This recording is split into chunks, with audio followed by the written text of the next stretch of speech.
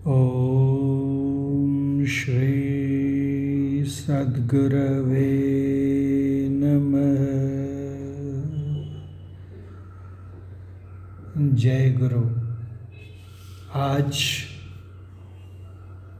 14 फरवरी 2024 बुधवार को बुद्धि विद्या की अधिष्ठात्री देवी माँ सरस्वती का जन्मदिन, सरस्वती पूजा, शारदोत्सव, वसंत पंचमी, श्री पंचमी प्रभृति नामों से पूर्ण श्रद्धा, पवित्रता एवं उत्साहपूर्वक मनाया जा रहा है। इस दिन कई घरों में बच्चों की शिक्षा का आरंभ उनके हाथों में स्लेट पेंसिल अथवा कॉपी पेंसिल पकड़ाकर करवाया जाता है, जिसे विद्या आरंभ अथवा शिक्षा प्राशन संस्कार कहा जाता है, जो हमारे षोडश संस्कारों में से एक है। सरस्वती माँ को विद्या, संगीत और कला की देवी माना जाता है। शारदा, शतरूपा, वाग्देवी, वागीश्वरी, वाणी, वीणा पाणि, वीणा वादिनी, श्वेत पद्मासना, विद्यादायिनी इत्यादि अन्य नामों से भी इन्हें जाना जाता है। पुराणों के अनुसार जब ब्रह्मा जी ने सृष्टि की रचना की थी, तब संपूर्ण सृष्टि के प्राणियों का जीवन एकदम नीरस था। इसे देखते हुए ब्रह्मा जी ने भगवान विष्णु से परामर्श करके अपने कमंडल से पृथ्वी पर जल छिड़का। जल की बूंदें जैसे ही धरती पर पड़ी, वैसे ही श्वेत वस्त्रों को धारण किए हुए और कर में वीणा के साथ देवी सरस्वती प्रकट हुईं। माँ सरस्वती ने अपनी वीणा की ध्वनि से पूरी सृष्टि में विद्या और ज्ञान का प्रसार किया। जब माँ सरस्वती प्रकट हुईं, तब माघ माह के शुक्ल पक्ष की पंचमी तिथि थी, अर्थात आज का ही दिवस था। इसी दिन को वसंत पंचमी कहा जाता है। एक अन्य पौराणिक कथा के अनुसार एक बार ब्रह्मा जी संसार के भ्रमण पर थे। उन्होंने जब सारा ब्रह्मांड देखा तो उन्हें सब कुछ मूक नजर आया। इसे देखने के बाद उन्हें लगा कि संसार की रचना में कुछ त्रुटि, कुछ कमी रह गई है। इसके बाद वे एक स्थान पर ठहर गए और अपने कमंडल से जल छिड़क दिया, जो एक महान ज्योतिर्पुंज में से एक देवी के रूप में प्रकट हुआ, जिनके हाथों में वीणा और चेहरे पर तेज था। यह देवी थीं माँ शारदा, माँ सरस्वती। उन्होंने ब्रह्मा जी को प्रणाम किया। ब्रह्मा जी ने देवी सरस्वती से कहा कि इस संसार में सभी लोग मूक हैं, ये बात नहीं कर पाते हैं। इस पर माँ सरस्वती ने पूछा कि प्रभु, मेरे लिए क्या आज्ञा है? ब्रह्मा जी ने कहा, देवी, आप अपनी वीणा की मदद से इन्हें ध्वनि प्रदान करो, ताकि ये लोग आपस में वार्तालाप कर सकें, इनसे ध्वनि निःसृत हो सके। माँ शारदा ने सभी को बोलने की शक्ति प्रदान की, इसीलिए इन्हें वाग्देवी भी कहते हैं। सरस्वती पूजा का पावन पर्व ऋतुराज वसंत के प्रारंभ में माघ मास के शुक्ल पक्ष की पंचमी को मनाया जाता है। वसंत पंचमी से प्रारंभ हुए वसंतोत्सव की परिणति 40 दिनों के उपरांत होली में होती है। माँ सरस्वती का उल्लेख वैदिक धर्म के अतिरिक्त जैन और बौद्ध धर्म में भी तनिक परिवर्तित स्वरूप में पाया जाता है। इनकी पूजा भारत और नेपाल के अतिरिक्त जापान, इंडोनेशिया, वियतनाम, म्यांमार आदि देशों में भी की जाती है। सरस्वती माँ के बारे में सबसे पुरातन वर्णन ऋग्वेद में पाया जाता है, जहाँ इन्हें अम्बितमे, नदीतमे, देवीतमे सरस्वती अर्थात माँ सरस्वती सर्वश्रेष्ठ माता, अम्बितमे अम्बा अर्थात माता होता है, नदीतमे सर्वश्रेष्ठ नदी और देवी तमें सर्वश्रेष्ठ देवी कहा गया है। व्युत्पत्ति की दृष्टि से शब्द सरस्वती के अनेक अर्थों में से एक सार धन स्व धन सती, सार जोड़ स्व जोड़ ती अर्थात निज सार अर्थात स्वयं के सार स्वरूप के ज्ञान की ओर अग्रसर कराने वाली देवी अर्थात सरस्वती माना गया है। सारस्वती विद्यार्थियों के अतिरिक्त संगीत एवं अन्य कलाओं के शिक्षार्थी भी माँ सरस्वती की अपने सत्प्रयासों में सफलता हेतु वंदना अभ्यर्चना करते हैं। शास्त्रों में इन्हें श्वेत वस्त्र, श्वेत कमल व श्वेत हंस तथा कभी कभी मयूर भी के साथ वर्णित किया गया है। शुभ्र धवल रंग सात्विकता, चरित्र की निर्मलता का प्रतीक है। शुक्ल पद्म सांसारिक माया और विषयों के पंख से, कीचड़ से ऊपर और उपराम होकर जीवन व्यतीत करने का संदेश देता है। जैसे जलमह कमल निरालम मुर्गाई नैसाणे, गुरु नानक देव जी ने भी कहा है। माता के हाथ में स्थित पुस्तक स्वाध्याय द्वारा ज्ञान अर्जन करने की शिक्षा देती है। माँ शारदे का वाहन श्वेत हंस विवेकपूर्ण जीवन, सत्य को असत्य से, धर्म को अधर्म से, कर्तव्य को निषिद्ध से पृथक कर जीने का उपदेश प्रदान करता है। माँ की बगल में विराजमान मयूर, विषधर सर्प मयूर का प्रिय आहार होता है। माँ के पार्श्व में विराजमान मयूर हमें सांसारिकता के विष का, काल व्याल का मर्दन करने का संदेश देता है।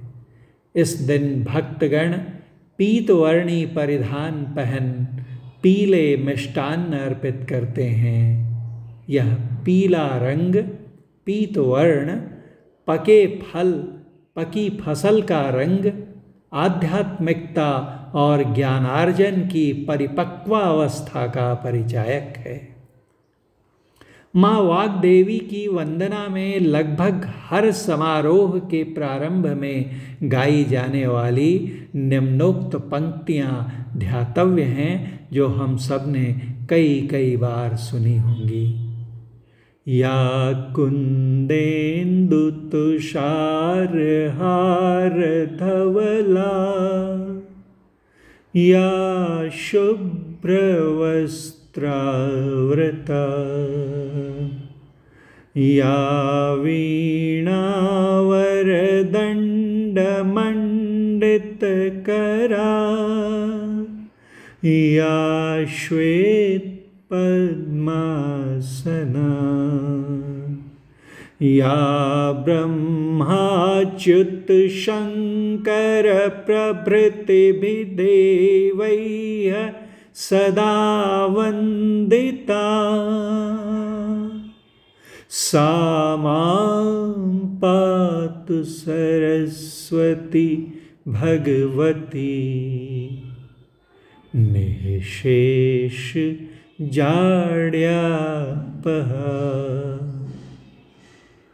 इन पंक्तियों का अर्थ है, जो विद्या की देवी भगवती सरस्वती कुंद अर्थात चमेली या जैस्मिन के फूल, चंद्रमा, इंदु, हिमराशि और मुक्तिक हार, मोतियों के हार की तरह धवल वर्णा हैं, और जो श्वेत वस्त्र धारण करती हैं, शुभ्र वस्त्रावृता, जिनके हाथ में वीणा दंड शोभायमान है, वीणा वरदंड मंडित करा, जिनके कर हस्त वीणा वरदंड से सुशोभित हैं, मंडित हैं, जो श्वेत कमल के आसन पर आसीना हैं, श्वेत पद्मासना, तथा ब्रह्मा विष्णु एवं शंकर आदि देवताओं द्वारा जो सदा पूजित वंदित हैं, या ब्रह्माच्युत शंकर, अच्युत विष्णु भगवान का नाम है, शंकर प्रभृतिभिः देवैः सदा वंदिता, वही संपूर्ण जड़ता और अज्ञान को दूर कर देने वाली माँ सरस्वती हमारी रक्षा करें। अर्थात जड़ता रूपी अज्ञान को दूर भगा चैतन्य ज्ञान की दात्री हैं माँ सरस्वती। ऋग्वेद तथा अन्य कई ग्रंथों में सरस्वती नामनी पवित्रा सरिता का भी उल्लेख पाया जाता है। धरा पर स्थित तीर्थराज प्रयाग में सुरसरी गंगा तथा सूर्यपुत्री यमुना के अतिरिक्त तीसरी पावनकारिणी धारा अंतः सलिला सरस्वती के संगम को पवित्र कारक माना गया है। इस त्रिवेणी में अवगाहन करने से तन प्रसन्न और पवित्र हो जाता है। सरस्वती की वेणी को सत्संग रूपी संगम में विराजमान त्रिवेणियों में से भी एक माना गया है। गोसाई तुलसीदास जी ने इस सत्संग रूपी तीर्थराज का वर्णन बड़े ही मनोहारी रूप में किया है। राम भगति जहाँ सुरसरी धारा, सरसई ब्रह्म विचार प्रचारा। सरसई अर्थात सरस्वती। विधि निषेधमय कलिमल हरणी, करम कथा रविनंदिनी वर्णी। अर्थात जहाँ निर्गुण ब्रह्म की, परमात्मा की, परमात्म भक्ति की, जीवात्मा आत्मा परमात्मा की, बंध मोक्ष दशा की, मुक्ति मार्ग इत्यादि की चर्चा होती है, मानो वहाँ सरस्वती की वेणी प्रवहमान है। उक्त सत्संग की त्रिवेणी में स्नान करने से मन पवित्र निर्मल होता है। जहाँ गंगा ईश्वर की सगुण कथा और विधि निषेध कर्तव्य अकर्तव्य की चर्चा, यमुना और ब्रह्म विचार निर्गुण ब्रह्म के विचार की चर्चा सरस्वती रूपा हैं। इन तीनों का संगम सत्संग कहलाता है, त्रिवेणी कहलाता है।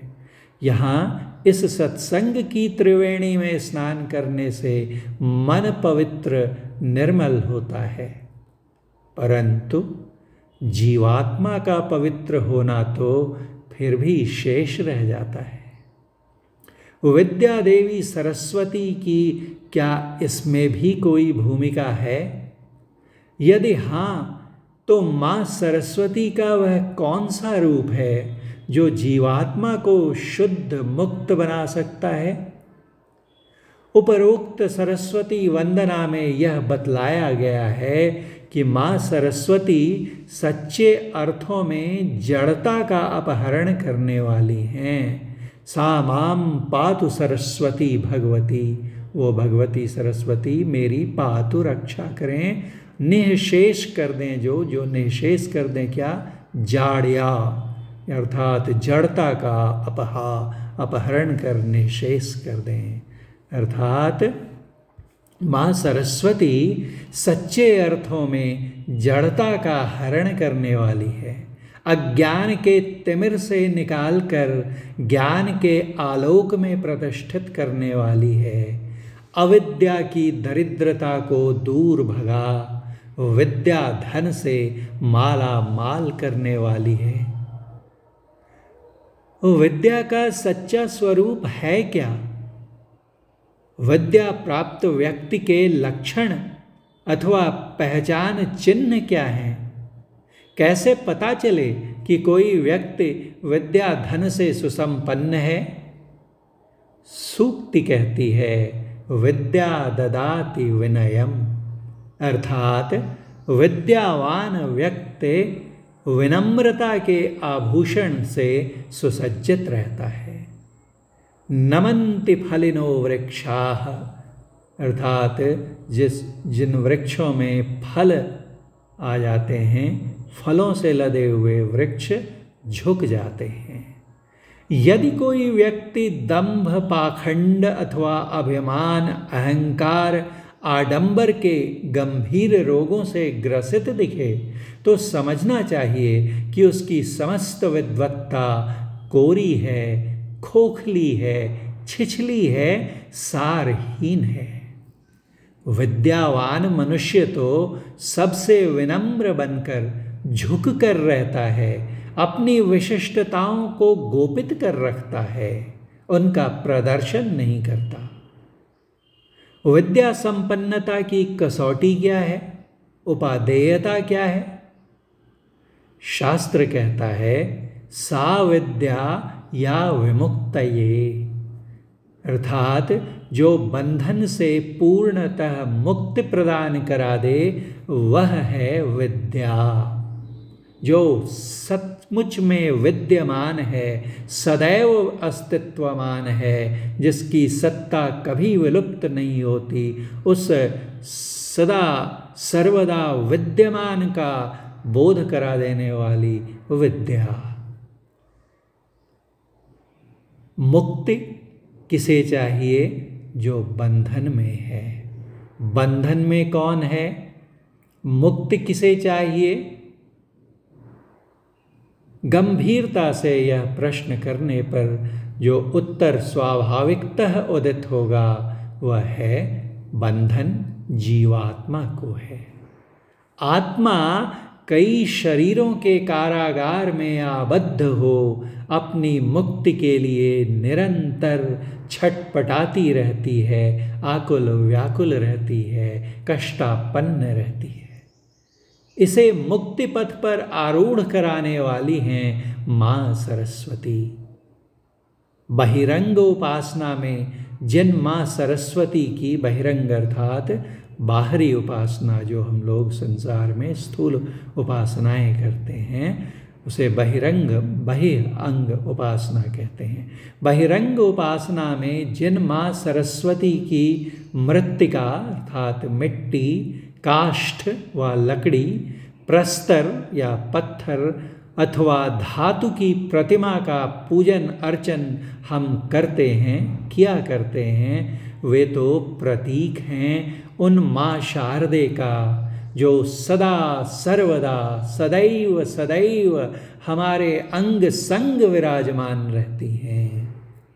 ज्ञान संकलिनी तंत्र में उल्लिखित है इड़ा भगवती गंगा पिंगला यमुना नदी, इड़ा पिंगलयोर मध्ये सुषुम्ना च सरस्वती, त्रिवेणी संगमो यत्र तीर्थराजः स उच्यते, तत्र स्नानं प्रकुर्वीत सर्वपापैः प्रमुच्यते।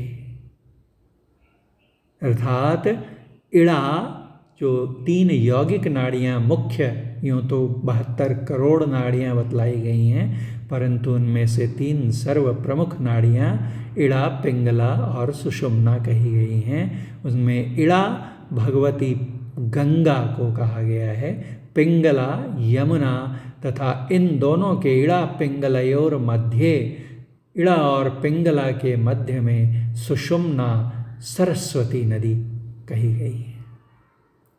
इन तीनों का संगम जहाँ होता है, कहते हैं त्रिवेणी संगमो यत्र, जहाँ इन तीनों नदियों का संगम होता है, तीर्थराजः स उच्यते। वास्तविक तीर्थराज, वास्तविक प्रयाग वहाँ पर है जहाँ इड़ा, पिंगला और सुषुम्ना का संगम होता है।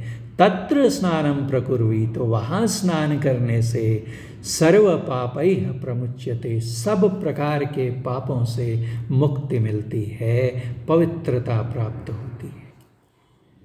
हम में से प्रत्येक का भ्रूमध्य या योग हृदय वृत्त केंद्र, जो आज्ञा चक्र, सुषुम्ना, तिल द्वार, तृतीय नेत्र, त्रिनेत्र, दशम द्वार, शिव नेत्र, रुद्राक्ष, रुद्र अर्थात शिव की आँख, जिसे साधना के द्वारा भगवान शिव ने खोला था, जो काम का मूलोच्छेदन करने वाली, समूलोच्छेदन करने वाली है।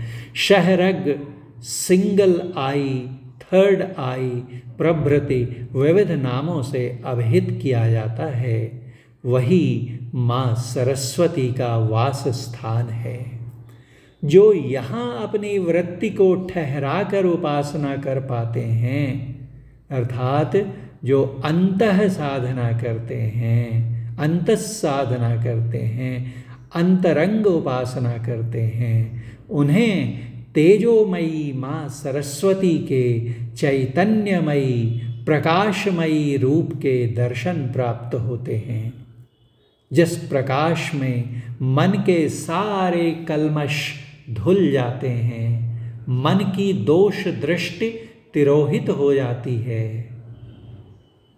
निर्मल ज्योत जरत घट माही, देखत दृष्टि दोष सब छीजै। संत तुलसी साहब, हाथरस, उत्तर प्रदेश। मन की संपूर्ण जड़ता समाप्त हो जाती है, जाड्यापहा, और मुक्ति का राज पथ प्रशस्त प्रकाशित हो जाता है।